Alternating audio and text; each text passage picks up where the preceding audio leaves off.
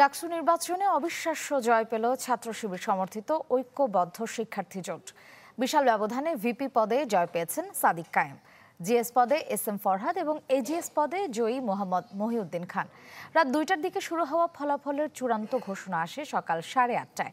ভোটে পরিকল্পিত কারচুপির অভিযোগে ফল প্রত্যাখ্যান করেন আবিদুল ইসলাম খান ও উমামা ফাতেমা।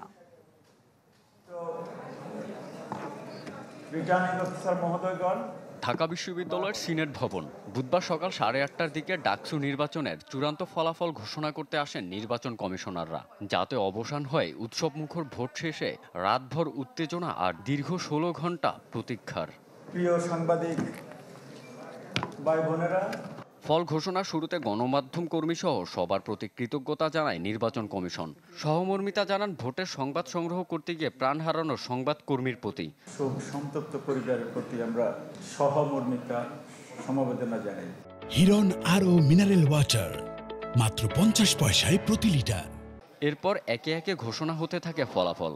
ভিপি পদে বিপুল ব্যবধানে জয় পেয়েছেন ছাত্র শিবির সমর্থিত প্যানেলের ঐক্যবদ্ধ শিক্ষার্থী জোটের প্রার্থী সাদিক কায়েম। সাদিক কায়েম সহসভাপতি, প্রাপ্ত ভোট 14,043। জিএস পদে জয়ের মালা পড়েছেন ছাত্র শিবিরের এসএম ফরহাদ। নিকটতম প্রতিদ্বন্দ্বী ছাত্রদলের শেখ তানবীর বাড়ি হামিমের চেয়ে দ্বিগুণ ভোট পেয়েছেন তিনি। এসএম ফরহাদ প্রাপ্ত ভোট 10,793। এজিএস পদটিও দখল করে নিয়েছেন ছাত্র শিবিরের সমর্থিত প্রার্থী মহিউদ্দিন খান। ব্যালট নম্বর 14 মোহাম্মদ মহিউদ্দিন খান, সহ সাধারণ সম্পাদক, প্রাপ্ত ভোটের সংখ্যা 11,000।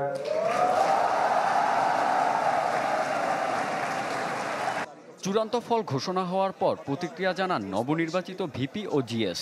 ঘোষণা দেন বিশ্ববিদ্যালয়ের শিক্ষার্থীদের পাশে থাকার। যে কোনো সমস্যায় তার পরিবার যেভাবে পাশে থাকে, আমরা ইনশাল্লাহ কথা দিচ্ছি ঢাকা বিশ্ববিদ্যালয়ের প্রতি শিক্ষার্থীর পাশে আমরা আমাদের সবটুকু দিয়ে পাশে থাকবো ইনশাআল্লাহ। শিক্ষার্থীদের প্রতি আমাদের কমিটমেন্ট পূরণে আমাদের এই দায়বদ্ধতা, যে কদিন আমরা দায়িত্বে থাকবো সেটা আমাদের পালন করে যাব ইনশাল্লাহ। তারা আরো বলেন, এই জয় ছাত্র শিবিরের নয়, জুলাই প্রজন্মের। সকল শিক্ষার্থী সহযোদ্ধা হয়ে আমরা তাদের ভয়েসগুলো রেজ করতে চাই। রনক মাহমুদ সৌরভ, চ্যানেল 24, ঢাকা।